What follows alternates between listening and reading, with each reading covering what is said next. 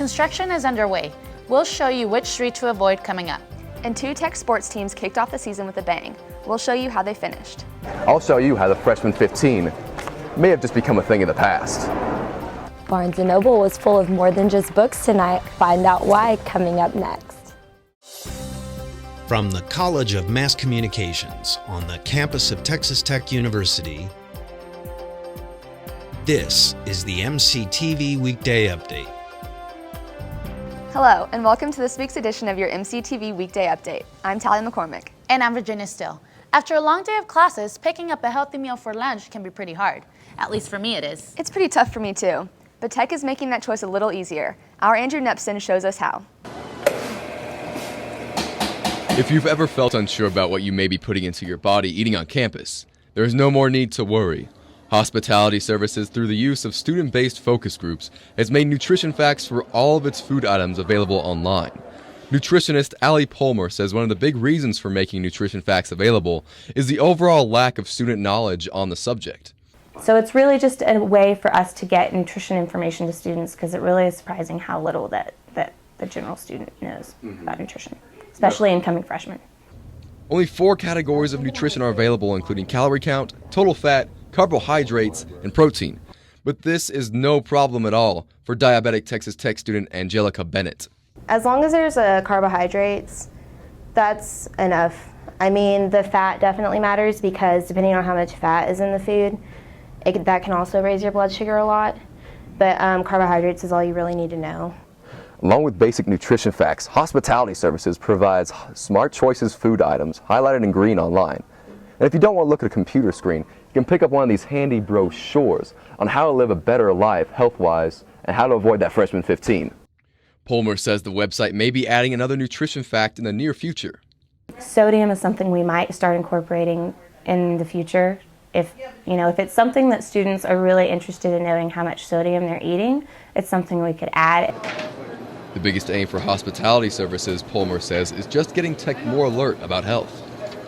We are definitely working towards more campus awareness. This is something that we're coming up with t-shirts. We've had old t-shirts, we're going to redo new t-shirts, more tech announce, more just overall awareness around campus. Along with nutrition, you can also find a complete list of all gluten-free and vegetarian options on campus on the website, as well as tips, tools, and BMI calculators. I'm definitely going to have to look up those nutrition stats next time I grab lunch. You think I can pull them up on my phone? I bet you can. You can do almost anything on phones now. Pretty soon, Tech students won't have to worry about potholes on 34th Street. Reconstruction of 34th Street is underway. Haley Johnson has the story.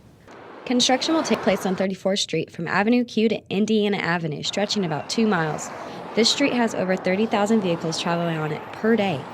The city of Lubbock set a budget just under $10 million and chose Lone Star Dirt and Paving for the project. The construction company plans on rebuilding all 5 lanes of asphalt. Wesley Sanders, the owner of Lone Star Dirt and Paving, is happy to have begun the project.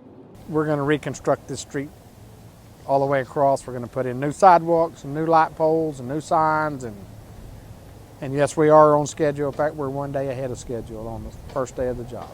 Many businesses are located in this area and have been waiting to see some changes on the roads, sidewalks, and driveways. A local guitar shop has been in business over 6 years. The owner, John McDonald, explains how adding sidewalk will limit parking spaces, which are already few.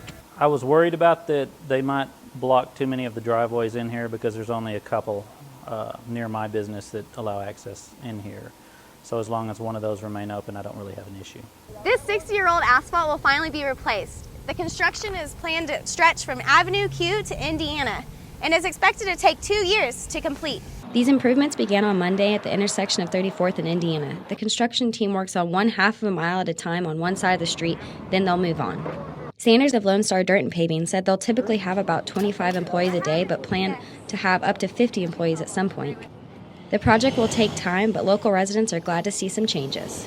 I'll have to avoid 34 for a while during reconstruction. Well, there are plenty of things to do around campus. Caroline Courtney shows us a few of them in sports.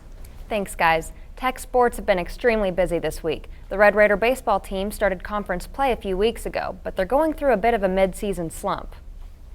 Tech is 1-5 in conference play. They started out the season strong, ranked number 1 in the Big 12. But with 3 consecutive conference losses, the Red Raider baseball team is sitting near last place.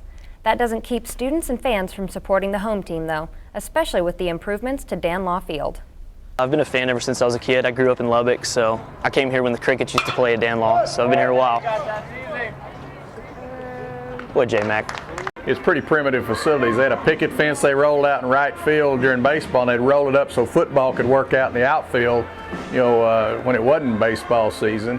And we'd come home and the backstop would be blown over, and it's just really primitive. And then you've got, state-of-the-art ballpark now, one of the top, ballparks in the country now. The boys head to Jayhawk territory this weekend. They play the 3-game series in Kansas before coming to Lubbock for the next 10 games. Meanwhile, the Lady Raider basketball team saw some action in the NIT tournament, but didn't bring home the gold. Like baseball, the Lady Raiders started off strong, rising to the top of the conference. But with a number of losses toward the end, they couldn't get a bid to the NCAA tournament. Head coach Christy Curry said she's already focusing on next year.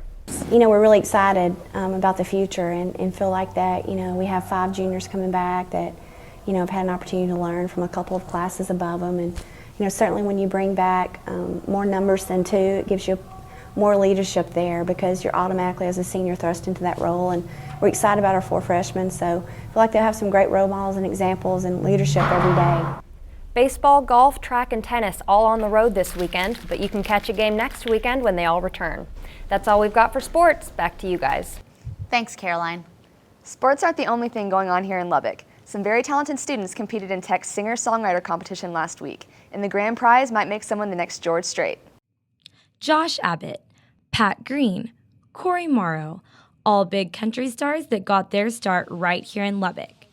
And last week, some younger musicians got to take a stab at the big stage at Tech's singer-songwriter competition. I may not be very good at this, but there are 6 very talented musical artists in this room competing for a chance to kickstart their career. The aspiring musicians showed off their talent at the Barnes & Noble on campus, where students got to see a lot more than books.